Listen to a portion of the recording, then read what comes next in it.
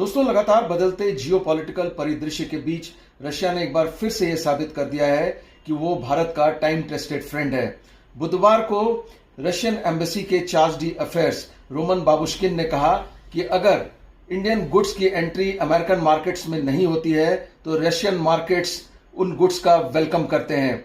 Russia जो Indian goods हैं उसको पूरा मार्केट एक्सेस देगा।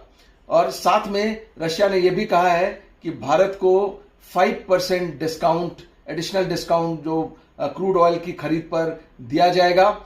तो ये एक रशिया की तरफ से इस वक्त में, जबकि अमेरिका ने भारत पर 50% टैरिफ लगाए हैं, रशिया का यह स्टेप भारत को काफी राहत मुहैया कराएगा। इसके अलावा चाइना की तरफ से एक प्रपोजल आया है दोस्तों, जिसका अभी कंफर्मेशन नहीं है। चाइना का कहना है कि जो इंडियन गुड्स वो चाइनीज मार्केट में आ सकते हैं 0 टैरिफ पर, लेकिन चाइना का भरोसा नहीं किया जा सकता क्योंकि जो चाइना की फॉरेन पॉलिसी है उसमें डिसेप्शन एक उसका जो है उसकी स्ट्रैटेजी का प्रमुख हिस्सा है। तो चाइना यहां पर कुछ बोलेगा और वहां अपनी पब्लिक के कंजम्पशन के लिए कुछ और नैरेटिव जो है बिल्डअप करेगा, इसलिए चाइना पर विश्वास नहीं किया जा सकता। हालांकि जहां तक भारत और चाइना के बीच बॉर्डर ट्रेड्स की बात है तो 3 जो पासेस हैं, लिपुलेक पास जो कि उत्तराखंड में है, इसके अलावा सिपिकाला पास जो हिमाचल में है, और नाथुला पास जो कि सिक्किम में है, इसके जरिए एक बार फिर से भारत और चीन के बीच